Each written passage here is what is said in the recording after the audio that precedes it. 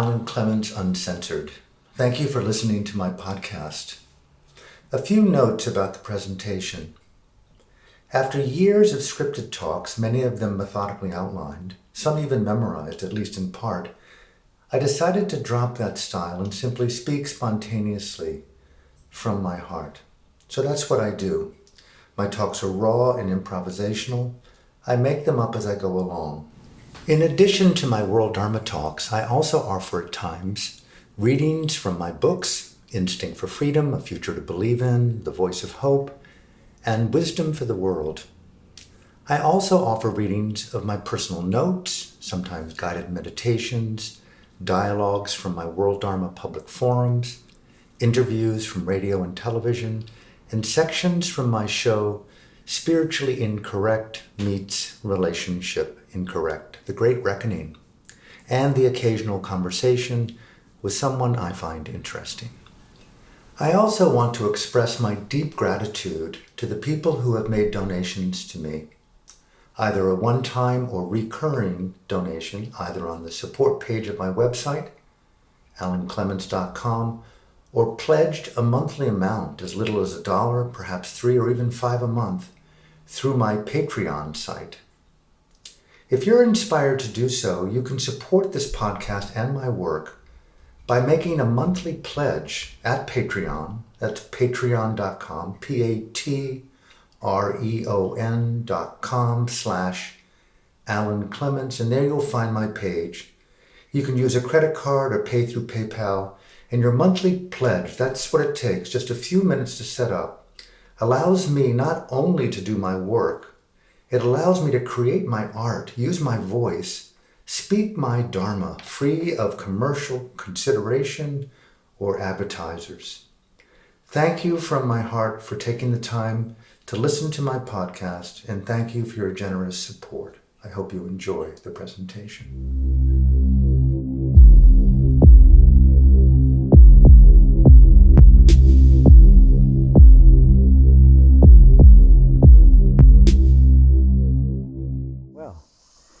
It is on.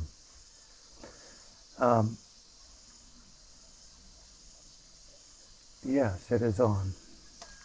It is on. From my heart to yours, thank you for being here. Thank you, Terry. Thank you, Ian. Thank you, God. Thank you, Buddha. Thank you, mysterious, crazy, nightmare, brilliant, tragic moment in human history, life history, galactic history. I am somewhat speechless and eager to share. I want to use the word sacred time, but it's been reinvented to something that's ineffable for me. I don't like to speak of tragedy, although I've lived through tragedy. I think all of us have on this planet in our own personal lives. I want to welcome those of you who've been patient online, who've been following me for the last 3 years on Facebook Live, soon to be on YouTube. From my heart to yours, wherever you are in the world, we are going to take these 3 days to feel what it means to be human in this circumstance. And from my point of view, I have nothing to teach, but I have a lot to learn and share with you and together to do something called taking it higher. It's been personally my raison d'etre for most of my life to try to confront the forces of complexity. If you want to sit closer, you can. I can't talk louder. Please come right to the front. The forces of complexity. The good, the bad, the ugly, and take those energies and mold them, craft them into something called wisdom, love, compassion, liberation. You know, Dostoevsky summed it up pretty easily for me. Can I beg of you not to eat while we're talking, if you don't mind? He said, God and the devil are fighting there. The battlefield is the human heart. Good and evil, right and wrong, fear and courage. All these intrinsic dualities that are so easily projected upon the outer world. But as my teachers in Burma would say, Alan, to know your mind is the most important task of your life. Only there can you find salvation. He called that quest to understand your own consciousness as the vocation of the Dharma or the Dhamma. So I like to spend these 3 days, these minutes together, exploring the meaning of Dhamma and Dharma and what it feels like to bring awareness, mindful intelligence, consciousness, all the most pristine, beautiful qualities of the human heart, to bear upon this incredible crisis that we're in, and to do what you feel you need to do with it. I don't have an agenda for you. What you need to do for you to integrate this unthinkable complexity with, I would call it, beauty. I was thinking, bear with me, I was thinking. We'll meditate together, we'll write together, we'll sit in silence together.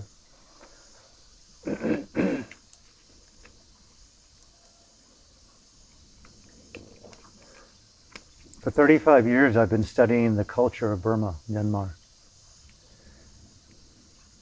Amnesty International back in 1988 called it a land of 40 million prisoners, locked into a country against their own will by a militant dictatorship, a patriarchal dictatorship, a violent, militaristic, toxic, masculine dictatorship, men who were married. And most of the people who challenged the behaviors of this violent, militaristic dictatorship, non-violently, I must say, who brought compassion, courage, patience, fortitude, kindness, resolve. The more that they brought beauty to the space, the more they were considered revolutionaries, and the result of those behaviors filled the prisons full with these amazingly brave hearts.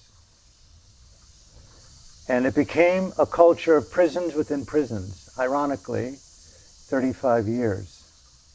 Very few people paid attention to Myanmar and Burma. It was a land of imprisoned people within their own culture, within prisons.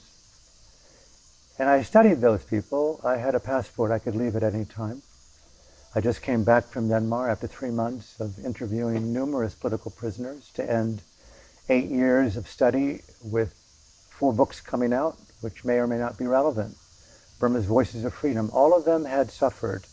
All of them had bravely encountered what it meant to live in the most unthinkable prison cells, and still confronted and challenged the forces of internal denigration and at times even torture.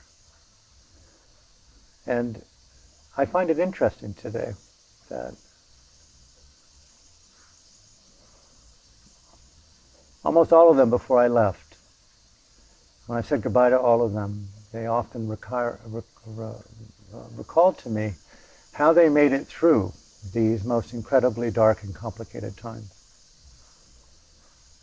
And they said unanimously, which is not uncommon among political prisoners, that no one can take my freedom from me unless I allow them to. Most of these people lived in solitary confinement. Some of them lived 5 and 6 in a prison cell for 6, 7, 8, 10, 12 years. They had to shift their body postures in order to stand and to sleep. No one can take our freedom from us unless we allow them to.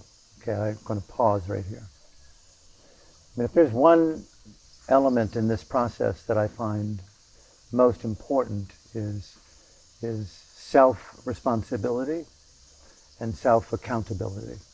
How well do you want to brave up and own and know your own mind? The circumstances may be overwhelmingly complex to escape something. Who knows today where there is safety?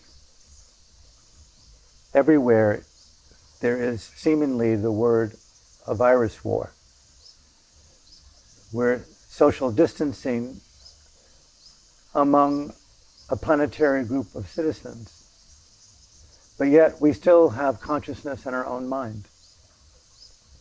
And I ask you, how willing are we during these 3 days to enter that world of consciousness and locate the qualities of mind that you most cherish to most determine who you want to be at this time in your life?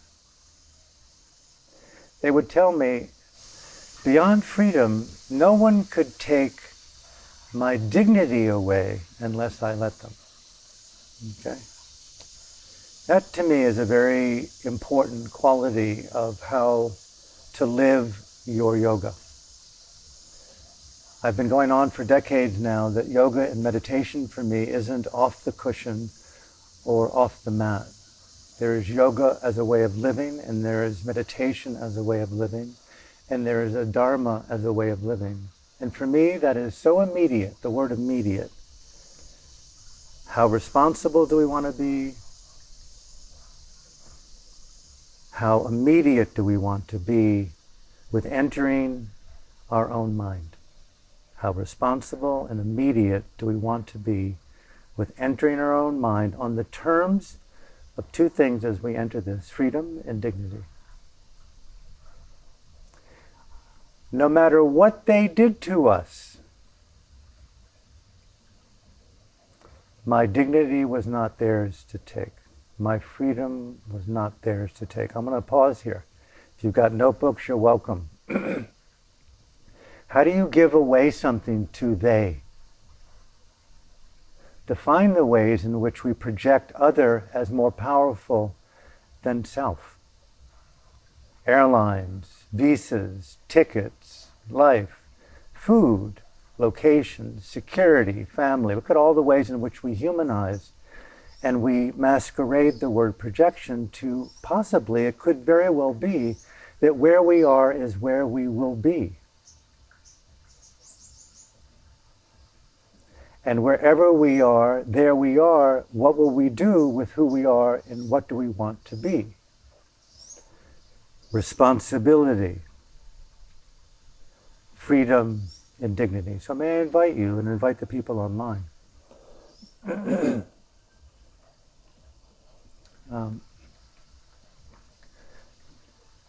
Reflect upon, take time to initiate for yourself.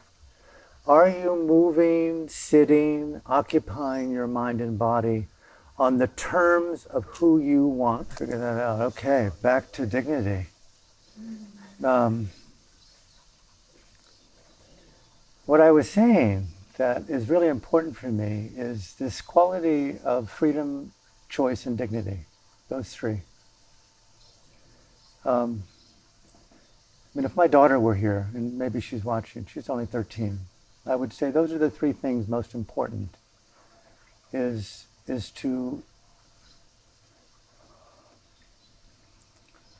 everyone quotes Viktor Frankl and Auschwitz about how few people there were, but there were few who had nothing left.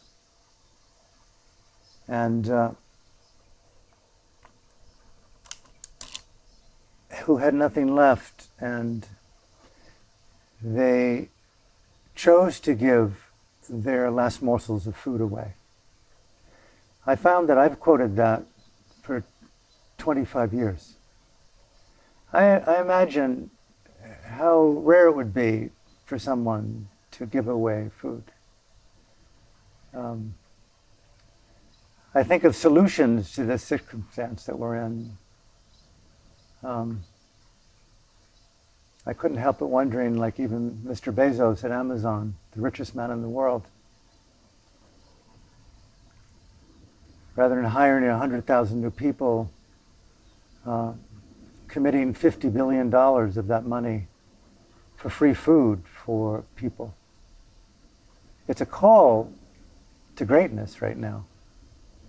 We've, not only at the top levels, but every expression of our being right now is challenged by either survival to our tribe and few and our family and protection of our safety and health, and or how well do we want to give and to love and to share to help each of us through these incredibly challenging times. And so I ask you, as we commune together during this time, online and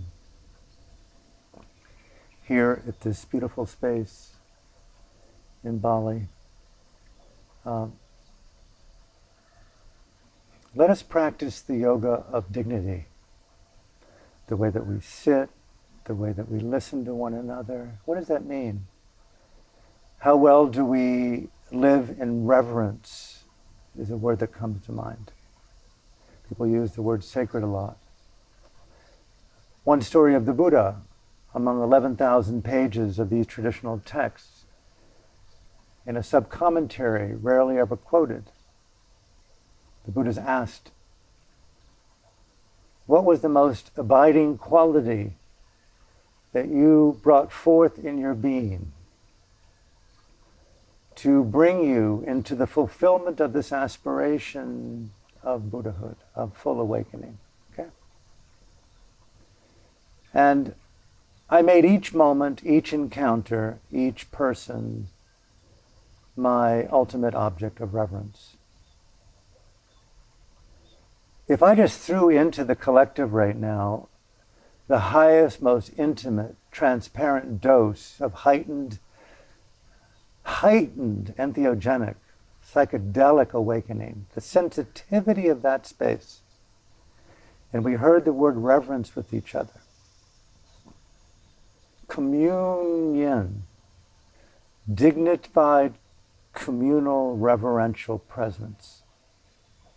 Therein lies the vulnerability, the femininity, the openness to breathe in the most rarefied states of consciousness. Why do you even fucking do yoga? To be limble, nimble, flexible, thin, form-driven entities. Why? Yes.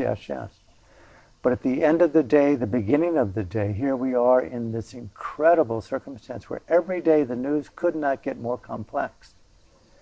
A nation, a global citizenry, in using the word lockdown, stay at home, make your monastery in your soul. The world is compelled today to act like nuns and monks. And will we bring into that space, I'm asking myself, what will we bring into that space? So as we proceed today, just may I just keep encouraging you to remind me and to let's occupy beautiful states of mind. Doesn't mean to be happy only. I don't put that burden on myself. But to be in reverential respect to the choices that I want to make, like an artist choosing colors on your palette. What will you paint with today, Alan? My teachers would often say. I know you think you know the colors on your palette, but do you really know the color of love versus the color of sadness and attachment, continuity, projection, and greed? I just rattled off 7 qualities on your palette, Alan. Can you even remember what I said, much less choose the color of love versus your predilection for confusing it with attachment and greed? and projection on the terms of your need. I would hear this over and over and over again. So may we, in a meditative space here, what are the qualities that we want to occupy? I invite each of us in your notebooks, in your heart, what are the qualities that you want to occupy that define your yoga, your meditation, your Dharma, your Dhamma? That's point one.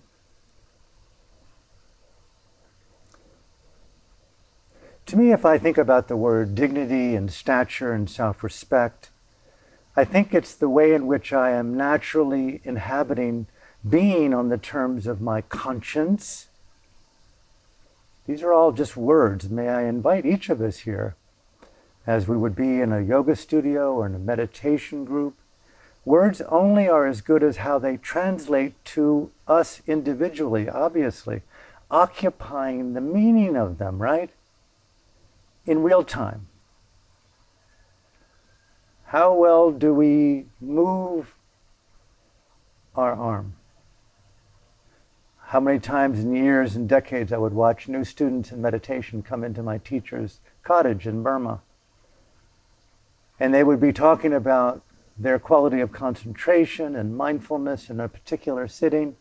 He would ask him simply, would you just simply mind moving your left arm slowly? And talk to me without looking at your arm about what you feel. Bringing them right back into the immediacy of felt reality. These words, I don't know how they land in your heart, but if you were in a monastery where I just came from nearly 3 months in Burma, just a few days ago, some of you were there, in an intimate, I wanted to use intensive meditation, but a very intimate environment. Now the whole world is a bit of a monastic setting, oddly. How well do we want to occupy the nuance of the breath, of the moment, of the movement of your arm? How many of you have lovers? How many of you are married? How many of you have intimate moments in your day, in your week, in your month? How well do you make contact with the intimacy in yourself and place it upon that of your lover and your wife, your husband, your child, whomever that is that you're touching? How well do you occupy the quality of intimacy? I'm pointing here to, in this challenging moment, individually, nationally, and globally, the call to greatness for me, the taking it higher, is coming back to that which I've always done and having a chance to do it even more urgently and more intimately, which is the immediacy of being in the choices that I want to make about who I want to be in a conversation with myself and you. Every word we choose, how well do you choose? Now, slow down. Take the haste out of the space.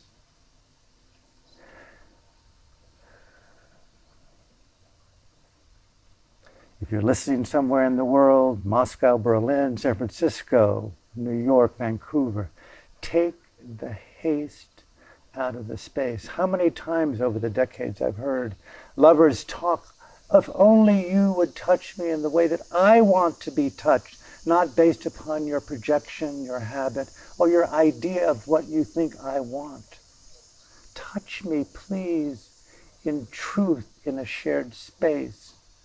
Ask me what I need and want to feel.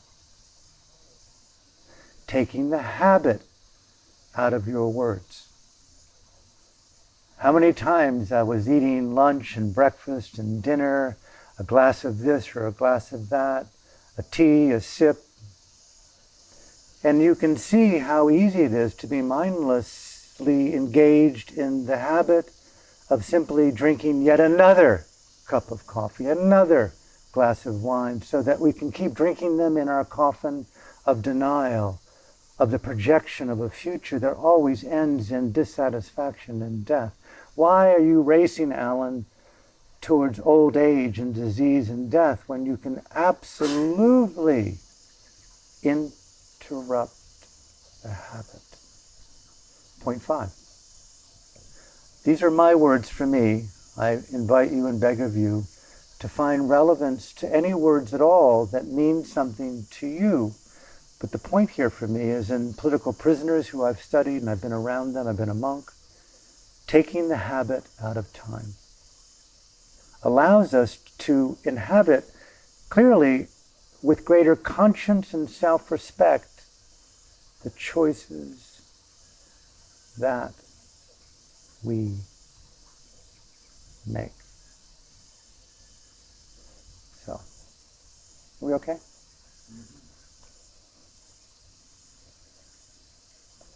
I was once in a place where someone said, what if this was where you live and die?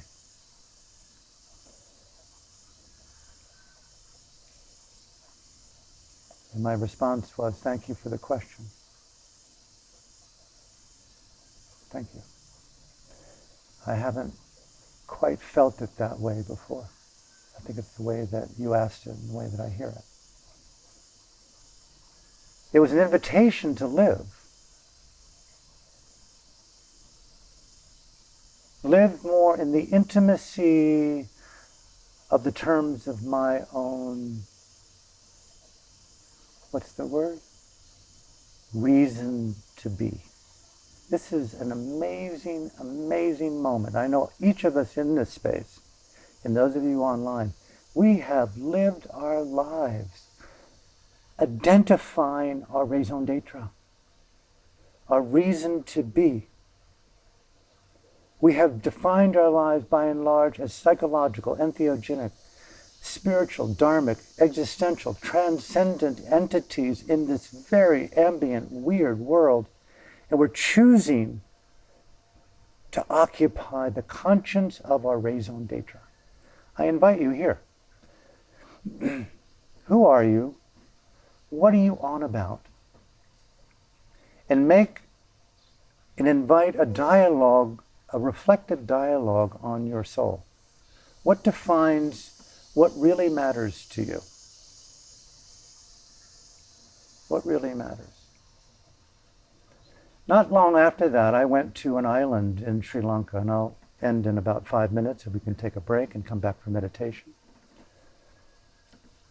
I was asked to leave Burma by the regime, told to leave, and the monastery bought me a ticket to Calcutta,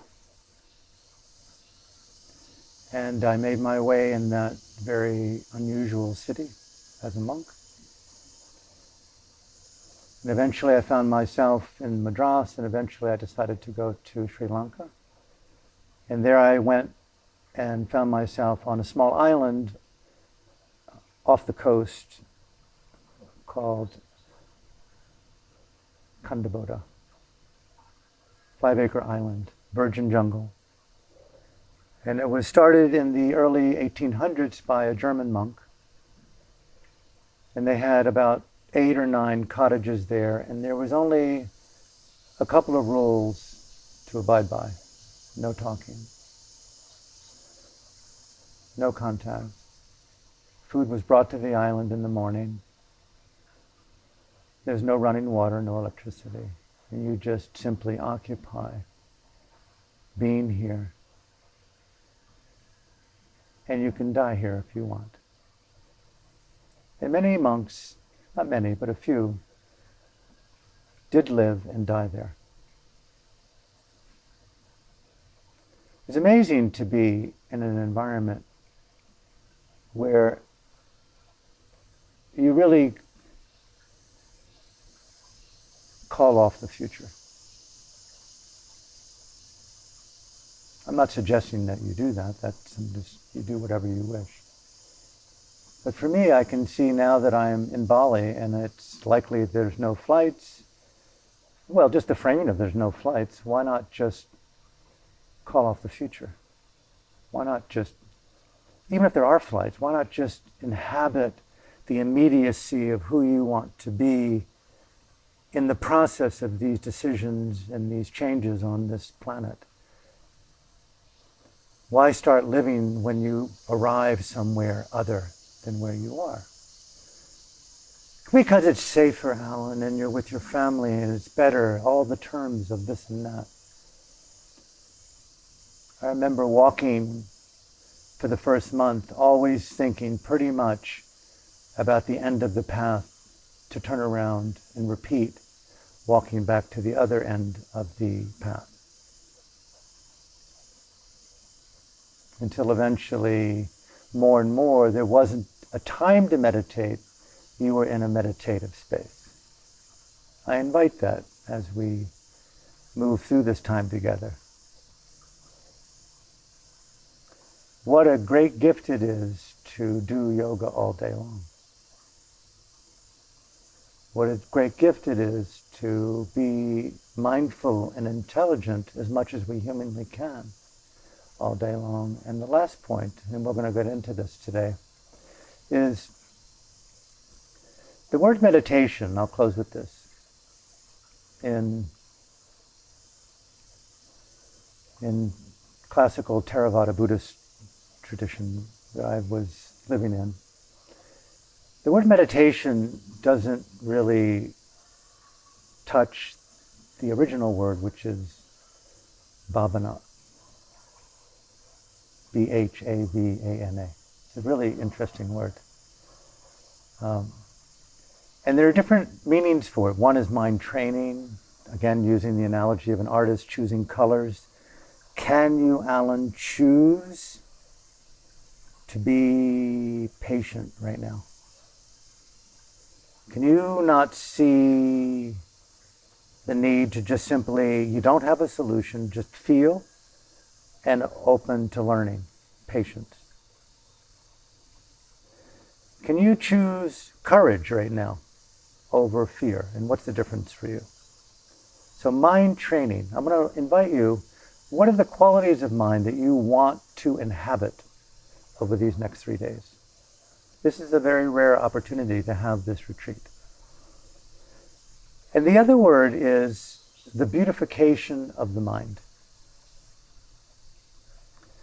Again, I don't know how you live and how you choose to love, but there's something about those who cross the divide of philosophy and religion and see that there are qualities of consciousness that do constitute beauty. Not physical beauty, I'm talking about inner beauty. And so when you hear the word meditation in classical Buddhist circles, they often think of mindfulness, being aware of thoughts and sounds, and yes, but imagine practicing the beautification of the mind on the terms of your conscience and your dignity, as an artist would on the colors of her and his palette.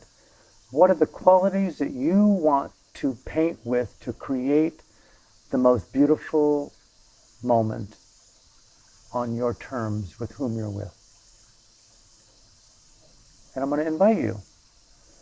What are the qualities of mind that you most cherish in meeting someone else? How many of us look for, long for, even when you're in love with partners, long for something more, something different, something more intimate? Often we're not looking for greater money or security. We're looking for more intimate qualities of shared space. What are the qualities of beauty that you want to inhabit rather than waiting for a time to sit cross-legged to practice mindfulness of mind? Think about just cultivating generosity of shared space. How softly we can walk on this land and this property. Think about the quality of reverence. So when we move and interrelate, there's a degree in our silence together of reverential respect. Think about simply the quality of beauty called honesty, transparency, and the willingness to reclaim projection and feel truly what it is that you feel rather than hope or blame upon the world or other. How many of us can even identify the word blame, judgment? So I'm inviting here as we proceed to recap before we end. In a weird kind of way, we're in galactic house arrest. Okay? What's new? Most of the planet, the vast majority, will never move from where they live, ever. When I was in Calcutta, people lived and died in a meter square on a road that no one walked on, by the millions around the world. People talk about the refugee circumstances and this and that. They live shoulder to shoulder, on top and in and above and below each other. They'll never move again. In Burma, I traveled to rural areas, villages upon villages, where you see 10, 12, 15, 20 people in homes. Even when Aung San Suu Kyi was under house arrest, anyone who supported her was arrested. I knew her cousin and her brothers. They took in 30 families in their houses because they chose to support her by standing up and being unwilling to comply with dictatorial rules. By what right do you have to come and take my house? Because it's ours. And they're left on the street. Imagine that. How well do we want to give during this time is a beautiful state of mind. So I invite you, rather than looking for safety and shelter in the right location, which I've gone through those machinations myself, but it seems to me at the moment, I am here. Cliched as that sounds, in fact, I'm even here now. And what will I do with this preciousness of this moment? For 5 years, I went to my teacher saying to him, "Sir, you've encouraged me to watch my breath. In breath, out breath. I've got an insight." He said, "What might it be?" I said, "I'm breathing." I don't know many people when you have tea or dinner with them that they talk about breathing. When I watched my mother die, she didn't talk about breathing, but it was very clear to me she was in her last breath. Same with my dad. Same with my 3 best friends, all recently. We're in a moment-to-moment breathing process. Are you aware of your breathing as the basis of your yoga, the basis of your dignity? Those political prisoners told me, although they tried to torture us and harm us with the worst possible things, the way that we breathed in ourselves, we breathed in dignity. In breath, out breath. Taking the fear out of your breath, taking the habit out of your posture.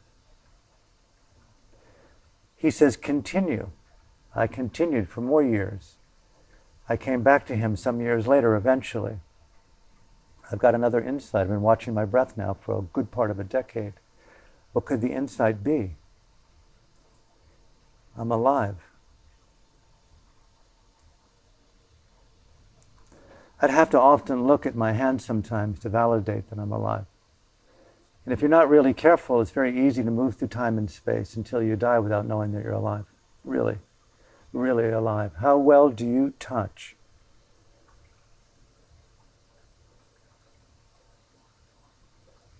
Remember the first time I did acid when I was young, I could not believe the difference between touching my fingers on alcohol and touching my fingers on acid. It was like the texture was over the top. I beg of you, take the habit out of the way you look, talk, feel, sit, eat. Each mouthful of food I ate with the utmost reverence. I would hear my teacher in Burma in the meditation hall and also in the dining hall with 1,000 people eating. Slow down. The whole room would just go, "Thank you for helping me take the habit out of getting through to the next. And eventually, he said, continue. And I came back years later and I said, I've got an insight. What might it be? I've been watching my breath for a long time.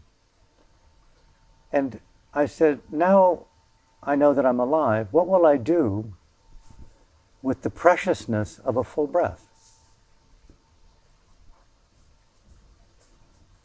I don't want to go to Italy right now. I don't want to go to first responders and doctors. I don't want to go down the road of looking at what death looks like up close. But we're looking at it globally. And to me, it's a natural occurrence. You want to live as long as you can, so it seems, but it's a natural occurrence. How well do I breathe? I ask you during these 3 days, whenever you find yourself in this part of your mind, contemplating the future and the past and will I or won't I, stop. Breathe. Inhabit choice. What choice do you want to make, Alan, to beautify that spot? What qualities of mind are on your palette to make that minute, that hour, the most beautiful experience of your life? And I ask myself, is that your Dharma today? And will you manifest that as courageously as possible, perhaps along the lines of 35 years of interviews with former political prisoners who survived those circumstances to share the wisdom of conscience and dignity. And my final comment, let nothing take your freedom from you. Let nothing take our dignity from us. Let nothing take our conscience from us.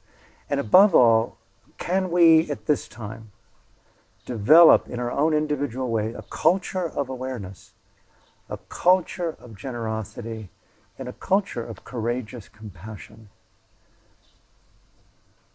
If I wanted something from someone, it would be simply, do they have the courage to care in my most vulnerable moment of need? And I think we're called upon at this point to empower that.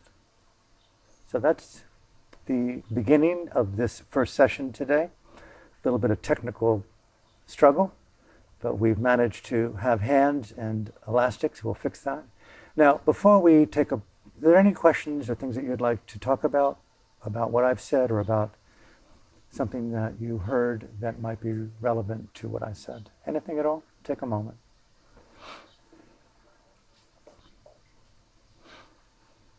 You talk about inhabiting the words that spoke. Inhabiting the word.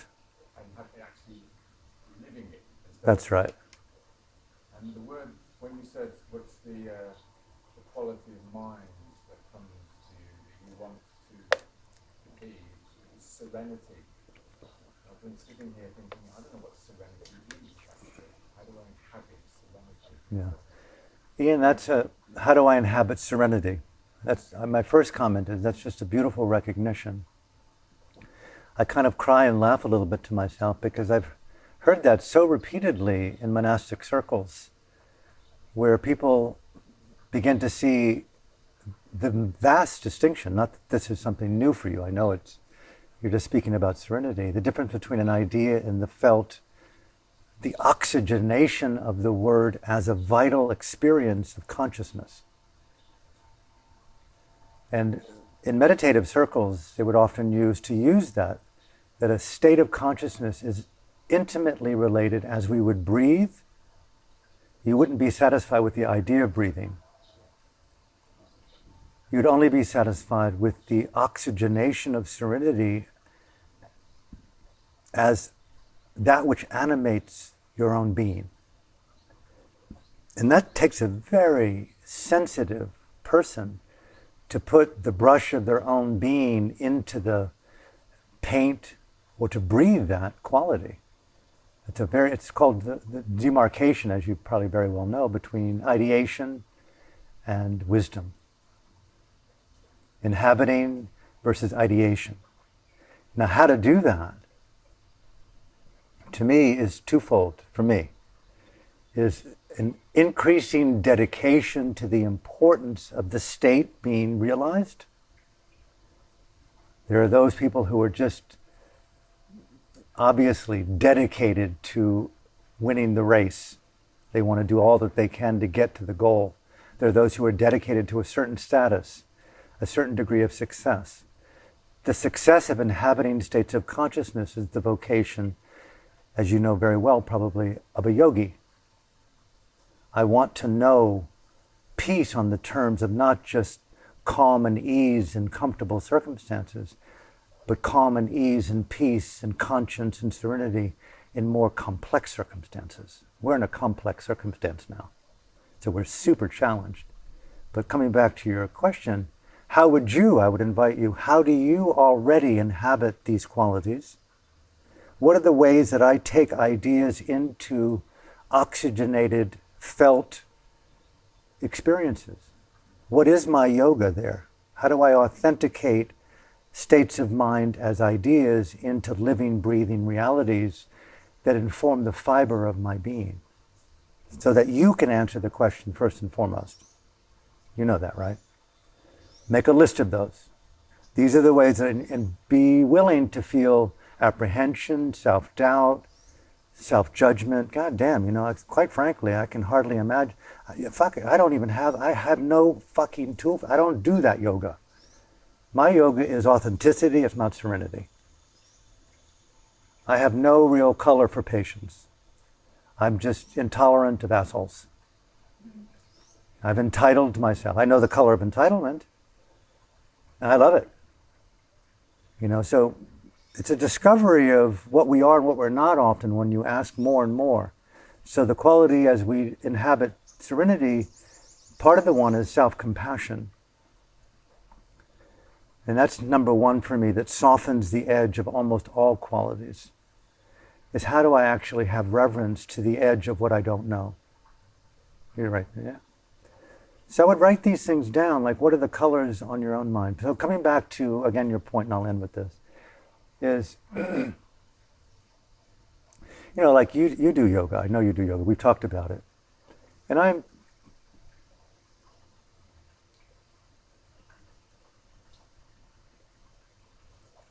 when I do my yoga and my meditation, just actually yoga on the mat type of yoga, I do everything I possibly can to disavow from asana, from alignment. Although I have good alignment, it's not that interesting to me. I do it as well as I can, but it's very easy to be fixed on how well I do the asana in terms of the alignment. And then I find myself a certain type of glee, a very unrecognized glee, that my body is quite nimble and flexible, and I'm feeling at peace. Although I've got spinal stenosis now, I've got a hip problem, and there's a lot of pain in the body that's not going to go away particularly. So what I have to do is how to occupy freedom of mind and dignity and conscience and pure peace with the space. Not authenticity, but peace. So part of that for me is the tool for me is taking forward motion out of yoga. To me, induces serenity.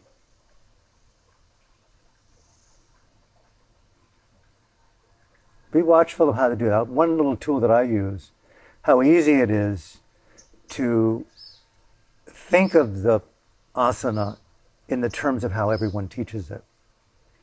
And then there's a moment somewhere in that process where you can drop in and be and inhabit on the terms of your personal choice of how you inhabit Ian or Alan's expression of asana as you've learned it.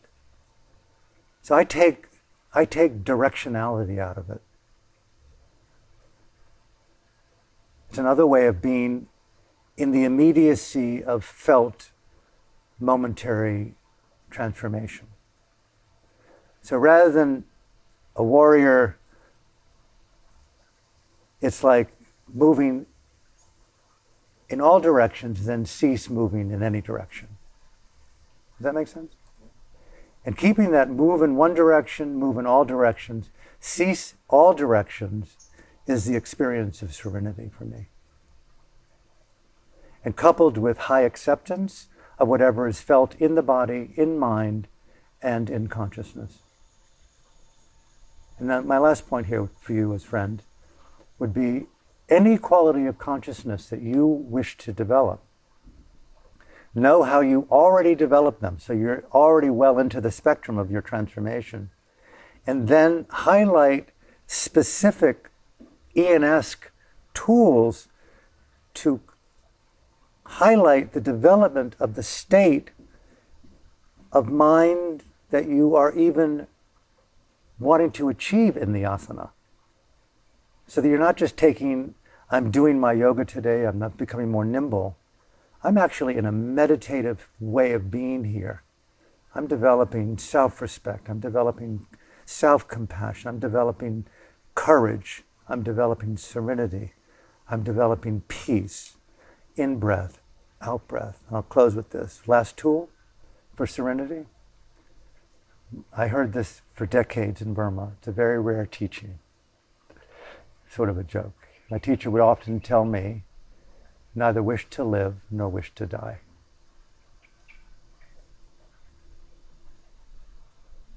And just go right to that place. It's something beyond timelessness. It's the immediacy of being human and also timeless simultaneously. So play high stakes with your desire. The more courage we have, the more fortitude, the more intelligence and conviction in the development of the state, the more likely we are to achieve results that satisfies. If I can bear one more story with you, then we'll close. I was in Burma in the jungle in 1989, 1990. I had gone into the country underground, and I walked into a full-scale genocide, unbeknownst to me by the military. I wrote about it in a book called Burma, the Next Killing Fields. Dalai Lama did a foreword to it. One night in the jungle, a long way from civilized life, with a lot of malaria and terror and beauty, there were 10,000 students that had fled to these apocalyptic jungle encampments, a long way from the nearest village, because they were the revolutionaries that so-called brought Burma's Tiananmen Square that resulted in 4,000 or 5,000, 10,000 people killed in '88.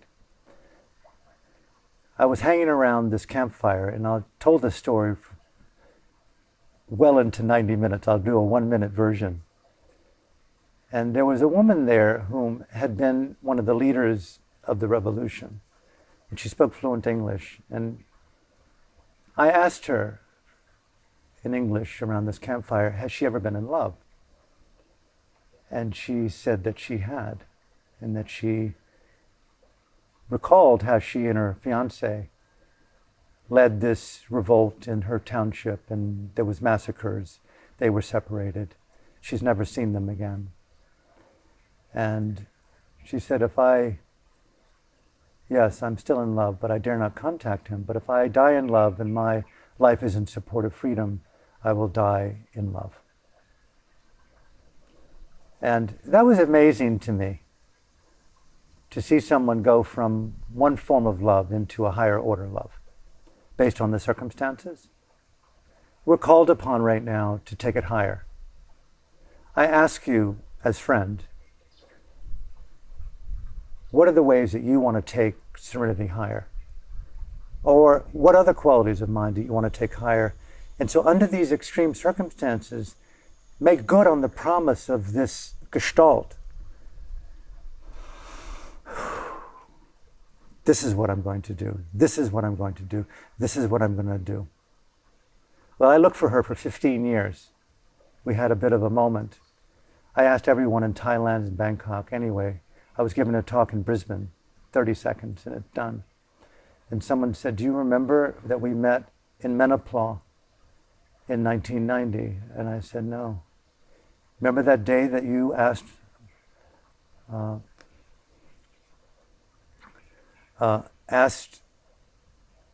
have you been in love? And I said, yes. She says, well, I just spoke with her, and she's in Sydney with her husband and 2 children.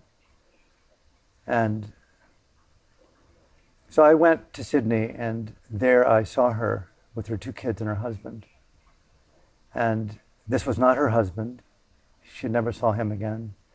She married this man. She had cancer. He was Burmese.